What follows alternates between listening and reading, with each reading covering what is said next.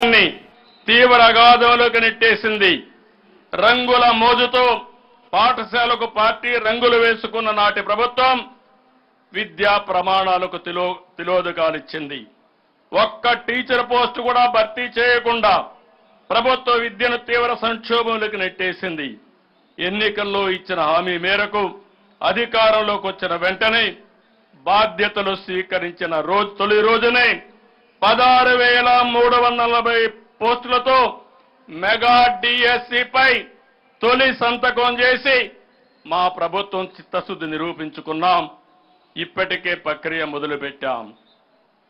ప్రజలకు భూమితో ఉండే అనుబంధం విడదీయరానిది. ప్రతి కుటుంబానికి భూమి అనేది ఒక భరోసా, వారి బిడ్డల భవిష్యత్తుకు ఆసరా. అందుకే ప్రతి ఒక్కరూ భూమిని ప్రాణంగా చూసుకుంటారు. ఒక్క గజం అన్యాక్రాంతమైన తట్టుకోలేరు. అయితే గత 5 ఏళ్ల కాలంలో మన రాష్ట్రంలో ఎప్పుడూ లేని విధంగా జరిగిన భూ కబ్జాలు, దోపిడీలు, రికార్డుల మార్పు, రీసర్వేతో తెచ్చిపెట్టిన కొత్త కష్టాలతో ప్రజలు తీవ్ర సంక్షోభంలో చిక్కుకున్నారు. పట్టాదారు పాసు పుస్తకాలు, సర్వే రాళ్లపై బొమ్మలకు 700 కోట్ల రూపాయలు తగలేశారు. ల్యాండ్ టైటిలింగ్ యాక్ట్తో ప్రజల ఆస్తులకు భద్రత లేకుండా చేశారు. మన రాష్ట్రంలో ఎన్నడూ లేని స్థాయిలో భూ సమస్యలు సృష్టించి ప్రజల్లో తీవ్ర అశాంతికి కారణమయ్యారు.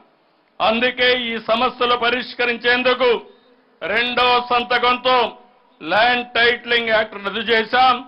మొదటి కేబినెట్లో ఆమోదించి మొదటి అసెంబ్లీలోనే ఆ నల్ల చట్టాన్ని రద్దు చేశాం. రాష్ట్రంలో సంచలనం సృష్టించిన మదనపల్లి ఫైల్స్ ఘటన అనంతరం వెల్లువెత్తిన బాధితుల ఆక్రందనలు చూసిన తర్వాతనే రాష్ట్ర స్థాయిలో కూడా భూ బాధితుల కోసం మీ భూమి మీ హక్కు పేరుతో రెవెన్యూ సదస్సు నిర్వహించాలని ప్రభుత్వం నిర్ణయించింది. భూ సమస్యలపై బాధితులు ప్రభుత్వం చుట్టూ తిరగడం కాదు, ప్రభుత్వమే ప్రజల వద్దకు వెళ్లి సమస్య పరిష్కరించాలనేది మా ఉద్దేశం. మాది పేదల ప్రభుత్వం. పేదల సేవలో ఎప్పుడూ ముందుండే మనసున్న ప్రభుత్వం.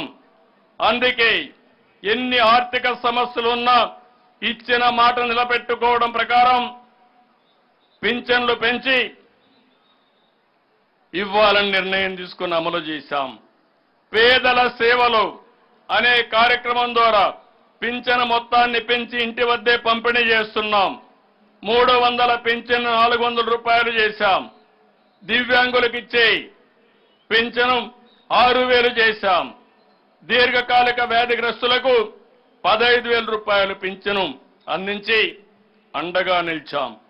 ఎన్నికల్లో ప్రకటించినట్లు పెంపును ఏప్రిల్ నుంచి అమల్లోకి తెచ్చి 7,000 రూపాయలు పింఛను మొత్తాన్ని జూలై 1వ తేదీన లబ్ధిదారులకు అందజేశాం. ఆగస్టు 1వ తేదీన తొలి రోజే 97% పైగా పింఛన్లు పంపిణీ చేసి రికార్డు సృష్టించాం. వాలంటీర్లు లేకపోతే పింఛన్లు సాధ్యం కాదని, పంపిణీ సాధ్యం కాదని నాటి ప్రభుత్వం 36 మంది వృద్ధుల ప్రాణాలు తీస్తే మీ కూటమి ప్రభుత్వం అసాధ్యాన్ని సుసాధ్యం చేసి చూపించింది.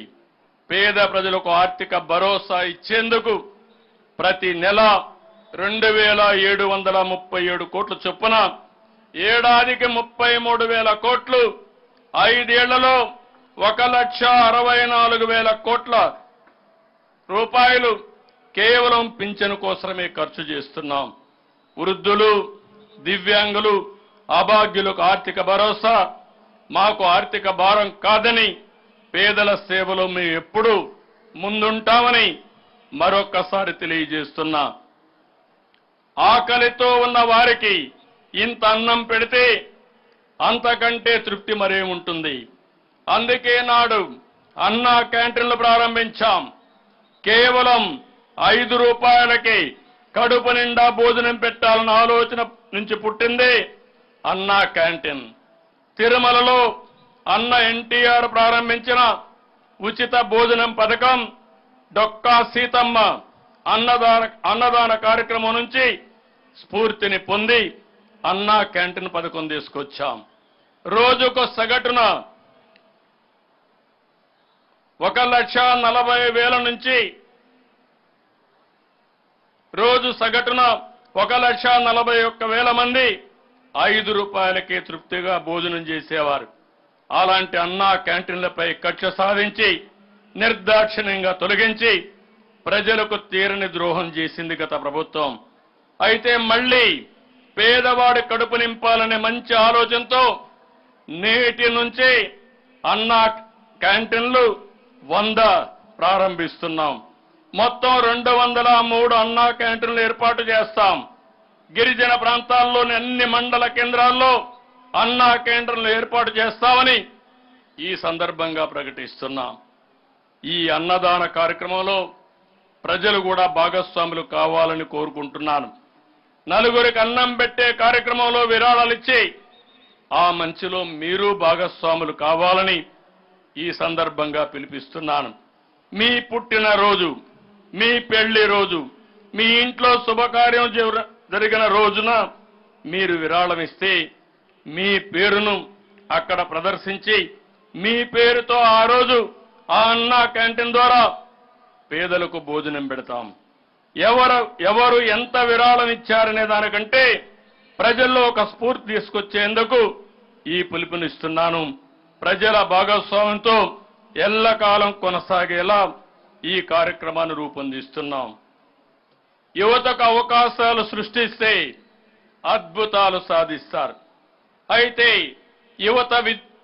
యువత ఉన్నత విద్య అభ్యసించిన దానికి తగ్గట్టు ఉద్యోగాలు రాకపోవడానికి ప్రధాన కారణం తగిన నైపుణ్యం లేకపోవడమే. పరిశ్రమలకు అవసరమైన నైపుణ్యాన్ని పొందితే మంచి జీతాలతో ఉద్యోగాలు వస్తాయి. అందుకే తొలిసారిగా ప్రపంచంలోనే నైపుణ్య గణనకు శ్రీకారం చుట్టాం. రాష్ట్రంలో 3,54,00,000 మందికి నైపుణ్య గణన చేపట్టి వారిలో నైపుణ్యాలు పెంచి మెరుగైన ఉపాధి అవకాశాలు లభించేలా కార్యాచరణ అమలు చేస్తాం.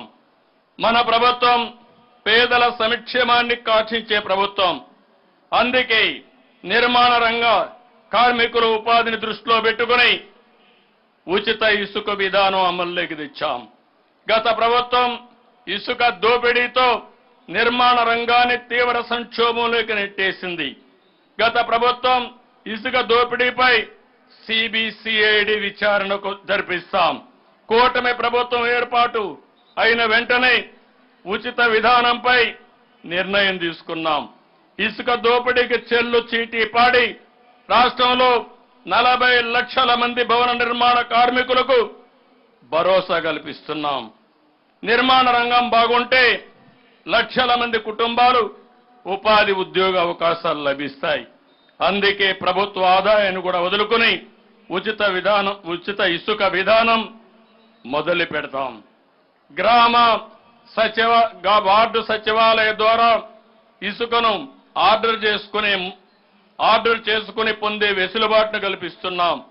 మరింత పగడ్బందీగా ఉచిత ఇసుక పాలసీని అమలు చేస్తాం. ప్రభుత్వ ఉద్యోగాలంటే ప్రభుత్వంలో భాగస్వాములు. ప్రభుత్వం ఏ కార్యక్రమం చేపట్టినా దాన్ని విజయవంతంగా అమలు చేసి ప్రజలకు మంచి చేసేది ఉద్యోగులు, అధికారులే. అలాంటి వారికి హక్కుగా రావాల్సిన జీతాలు గత 5 ఏళ్లలో వారికి సమయానికి అందలేదు. నేడు కూటమి ప్రభుత్వం వచ్చాక 1వ తేదీనే వారి బ్యాంక్ ఖాతాల్లో జీతాలు పడుతున్నాయి. రిటైర్డ్ ఉద్యోగుల పెన్షన్లు అండదండలతో వారి ఆనందానికి ఈరోజు మనం చూడగలుగుతున్నాం. అభివృద్ధి, సంక్షేమం, సామాజిక న్యాయం, సూపర్ 6 పేరుతో 6 హామీలు తీసుకొచ్చాం. వీటిలో కొన్నింటిని ఇప్పటికే శ్రీకారం చుట్టాం. మిగిలిన వాటిని త్వరలో అమలు చేస్తాం. ప్రజల జీవన ప్రమాణాలు పెంచే విధంగా కూటమి ప్రభుత్వ నిర్ణయాలు, పథకాలు, పాలసీలు ఉంటాయని మరొక్కసారి తెలియజేస్తున్నాను. మన ప్రభుత్వం ఏర్పడిన నాటికి రాష్ట్ర పరిస్థితి ఏ స్థాయిలో ఉందో ప్రజలకు వివరించేందుకు అధికారంలోకి రాగానే 7 అంశాలపై శ్వేతపత్రాలు విడుదల చేశాం.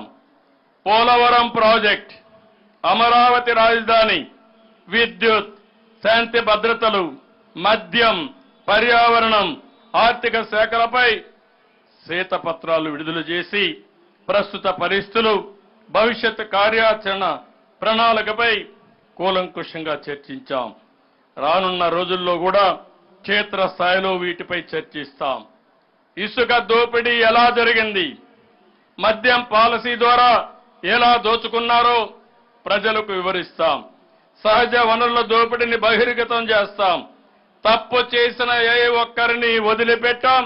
అందుకే నాటి అక్రమాలపై లోతైన దర్యాప్తు చేయాలని ఆదేశించాం.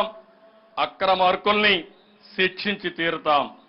కేంద్ర బడ్జెట్లో రాష్ట్రానికి కేటాయింపులపై కేంద్ర ప్రభుత్వానికి ఈ సందర్భంగా కూటమి ప్రభుత్వం నుంచి ధన్యవాదాలు తెలియజేస్తున్నాను.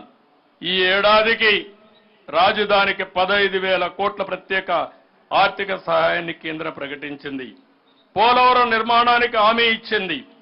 రాయలసీమ, ప్రకాశం, ఉత్తరాంధ్రలో వెనుకబడిన జిల్లాలకు ప్రత్యేక ప్యాకేజీ ప్రకటించింది. విశాఖ, చెన్నై పారిశ్రామిక కారిడార్లో నోడ్డులకు హైదరాబాద్, బెంగళూరు పారిశ్రామిక కారిడార్ అభివృద్ధికి హామీ ఇచ్చింది.